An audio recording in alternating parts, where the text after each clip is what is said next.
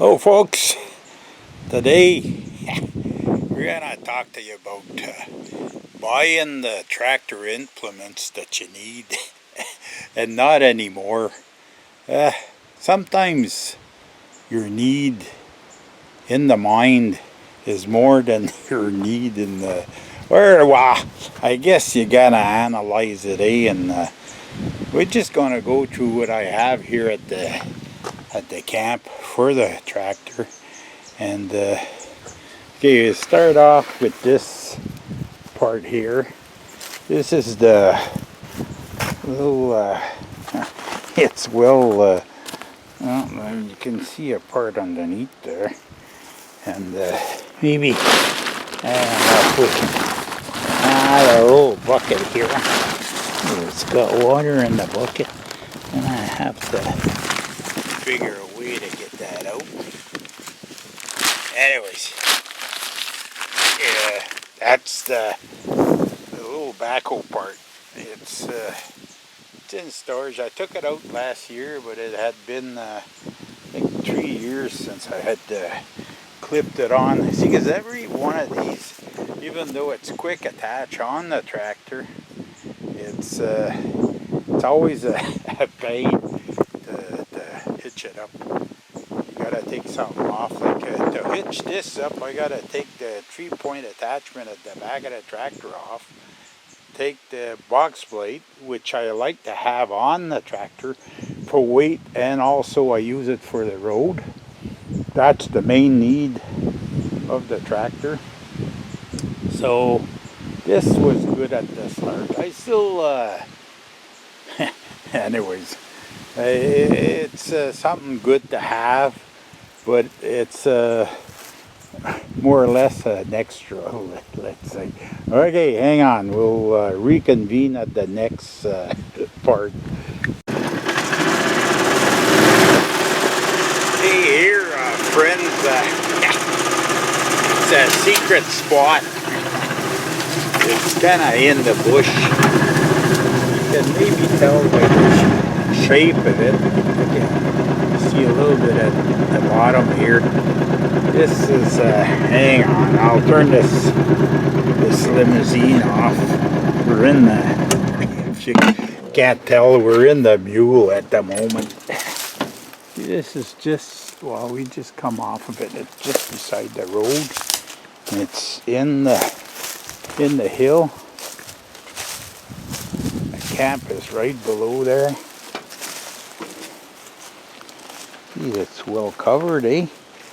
You can see a part of the auger right there. But snowblower. First years, I thought I'd want to come up here in the wintertime. I had a skidoo and I had a whole bunch of stuff, and hey, I don't want to give myself that much trouble. I don't think. It's has to do with you get older, and I'm just looking around. Hey, look, can you see I think right down there, we got my limousine and the camp somewhere around there. Ooh, here's a shot of the lake. You see? We're getting in the elevation. We're at the probably almost the same height as the TV antenna. See that, folks? That's what we got. And we only get 2 channels, and we get them when it has to be overcast. Ever since they took the analog away and they only have digital, we have mostly just 1, sometimes 2 channels. I maybe have to change the antenna to something different. Anyways, okay, we're on to, I wander off into other stories. We're on to another piece of equipment. Okay, folks, can you tell we're at the woodshed?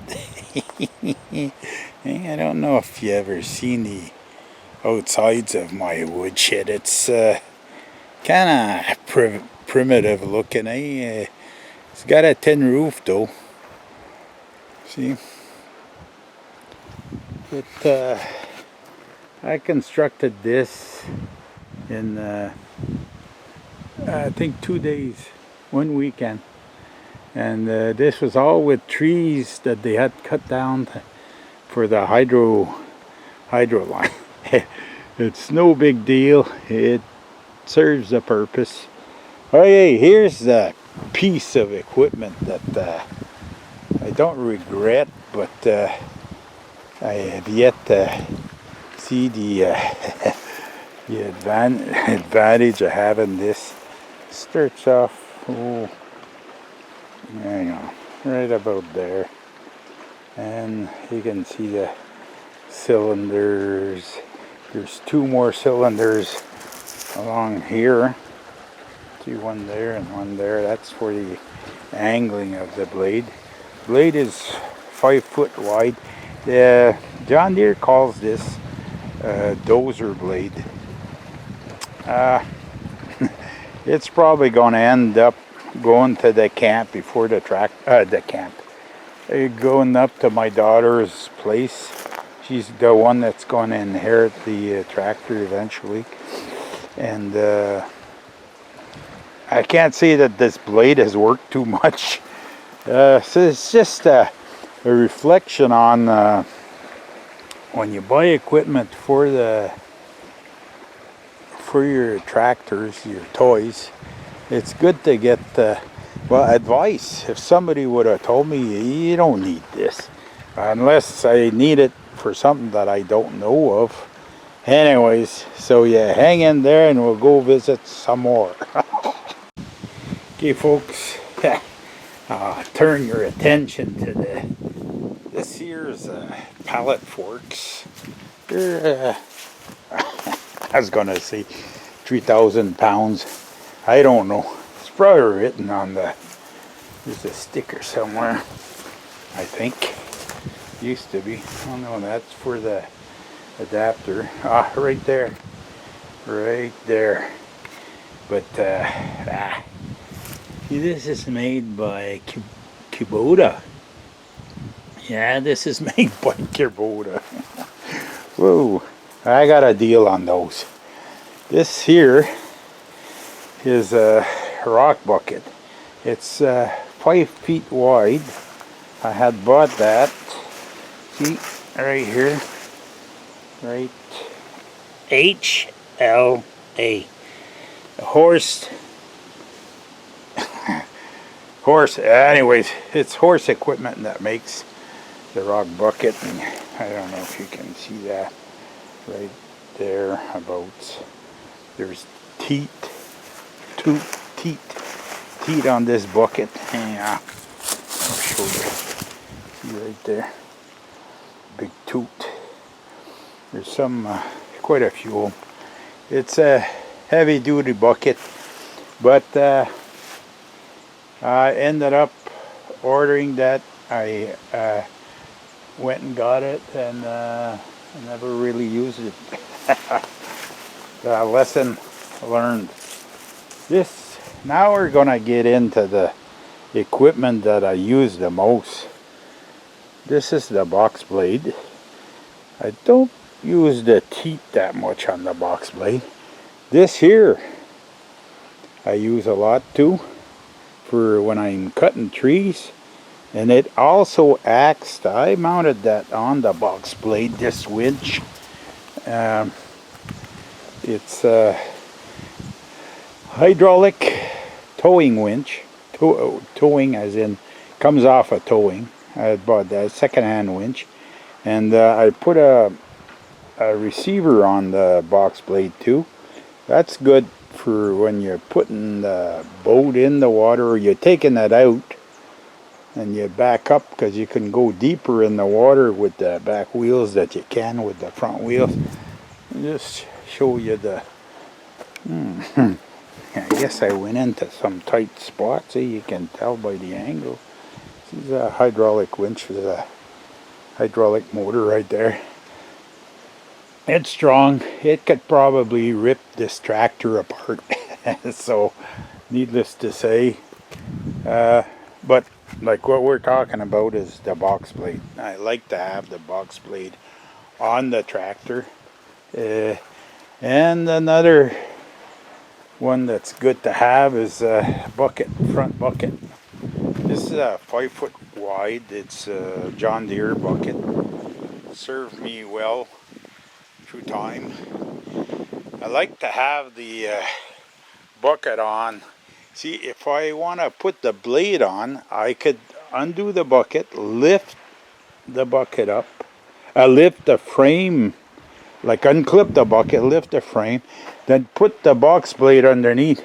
But I can't lower this unless I take the blade that I have down there. You know, the blade that I told you that I got and it's not worth. Well, I never used it. It may be worth something to somebody, but not for me. Anyways, it'll be going to the farm before the tractor does. Tractor's going to end up there too before I depart from this world. Okay, that's enough for the farm tour. You seen the tractor? Seen the tractor? See the crack? It's still there. And the HV8, my famous glue, Terrell. I'd have to trim it though. Hey, HV350. See it glued that, and the crack went up in here. I think inside I have some glue that follows the crack. Well, here's another one. Ooh, now it's cracking the other way. Yeah, I have to check that out. It's cracking this way. See, I put some HV350 right there. But now, oh, right on the line here. My God, the cover's not made to. You just see. Anyways, I don't want to talk about. There's these plastic tractors, eh? Like, there's another. See that? There's another little crack. I'd have to take this whole side off, right up to here, and take this off, and then glue it. See this? Hang on. There. See this part here? I glued that with HV350, and it. Yeah, if you guys, just jewels of knowledge before we depart here. If you ever want some of that, there's not much left on the. Even eBay doesn't have. There's only one at $36 Canadian. Oh no, that's American. Plus the exchange rate, plus the shipping. I think Terrell fixes all. He's got some for cheaper than that. And it's worthwhile getting. My God, there's some branches under the hood. But anyways, you do what you want to do. I'm just telling you, this stuff, this HV350 is worth. I always have a tube here at the camp, and I have a tube at the house, at least one. Hang on, yeah, I'll show you. We're gonna go in here in the shop, hey, somewhat. Let's see if we can find it. See, it's standing right here. There. See that? Valco HV350. If I would make $1 for every time I mention, if I mentioned the Valco stuff, I'd be rich. I'd be retired by now. Okay, friends, that's enough for this one. It's been stretched out. I just want to give you an idea on what you really need for a tractor and what's superfluous. And sometimes you get stuff and you think you're gonna need it, and it's not what you thought it would be. Okay, friends, salute you all. And we'll see you in the next one.